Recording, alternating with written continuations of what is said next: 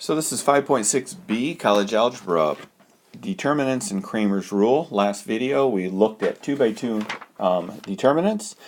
We looked at minors of a matrix, and we also looked at cofactors of a matrix. And in this video we'll start talking about determinants. Determinants are going to be labeled or symbolized or denoted by that right there. So if you see that, that will tell you that you're looking for a determinant.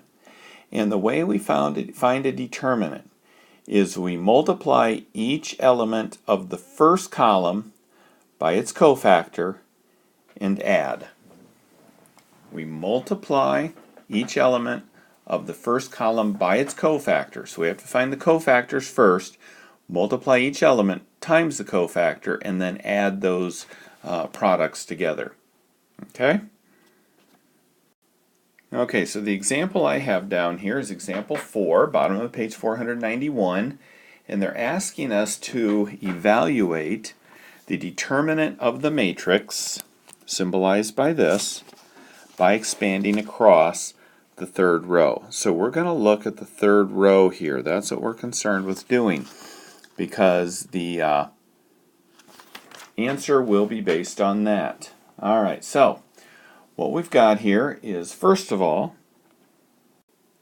they told us which row or which column to use. Actually, it doesn't matter which row or which column. When you're looking for the determinant, you're looking for one number based on the matrix that they give you.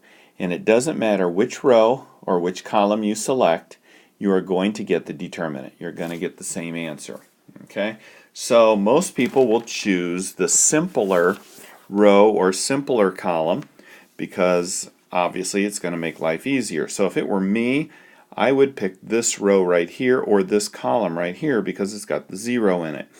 But the book is trying to get you to do a little bit more work rather than take the easy way out. So when you're doing the homework, you'll be used to doing the more difficult. They're asking you to find the determinant based on this third row. Alright, so what we're doing here is we're going to multiply each of these terms or each of these elements of the matrix by its cofactor, and then we're going to add the result. So I need to find the cofactor of this, the cofactor of this, the cofactor of this. And once I do that, I'll take -1 times its cofactor plus -3 times its cofactor plus 5 by its cofactor, and that will give me the determinant. And again, it wouldn't matter if I pick this row or this row or this row, I'm going to get the same determinant regardless. So let's look at this third row. So what we're going to do, we're going to write our A with the symbols here to show that we're looking for the determinant. And what that equals, again, is the element times the cofactor.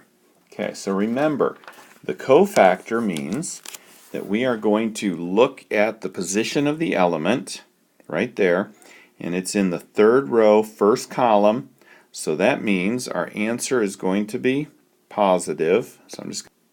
So I'll just put a positive 1 there, so we know that my cofactor is going to be a positive answer. And then again, remember, I'm going to take the position that I'm looking for the cofactor of, and I am going to cross out the row and the column. So third row, first column, and look for the minor of this. So what I'm going to do is I'm just going to write the minor 0, 6, or the information for the minor there. In fact, I put the wrong ones there. Let me put the -6 and 7 there.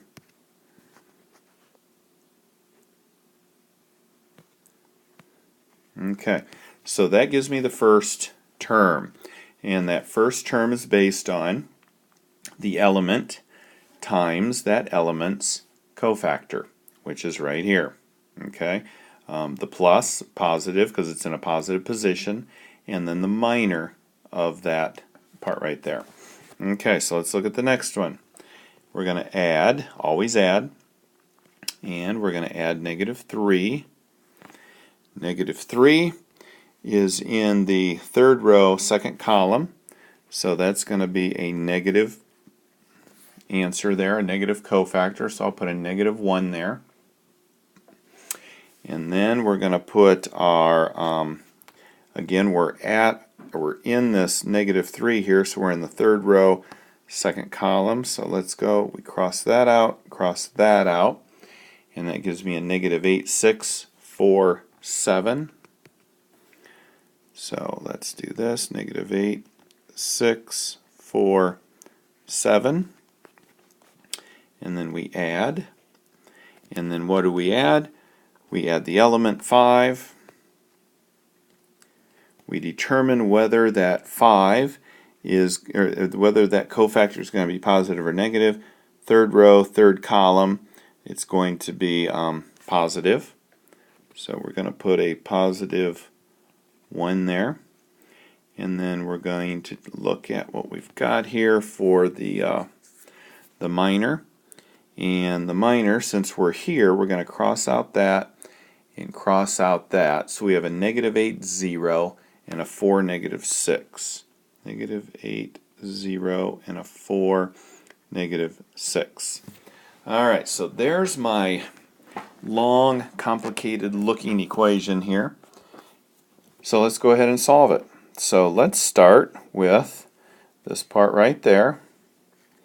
So we have, again, A equals, we're going to leave our negative 1 there, and we don't need to write a positive 1, but let's do our minors here.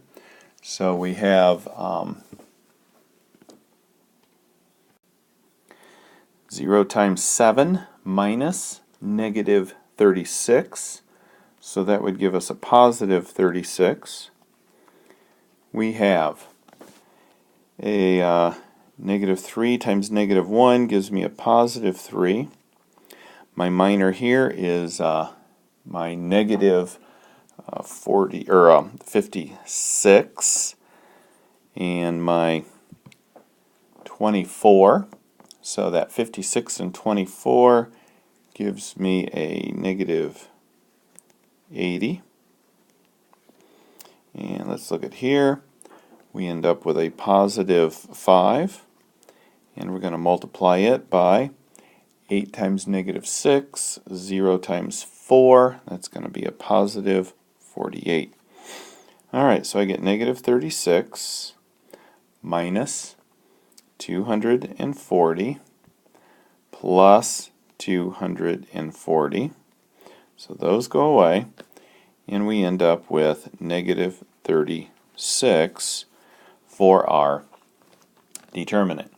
So it would not matter, again, here's our original. It would not matter if we use this row, this column, or it doesn't matter. You're going to get negative 36 regardless. Okay, so that's how you find determinants. And this next video, middle of page 492, we're going to talk about Cramer's rule.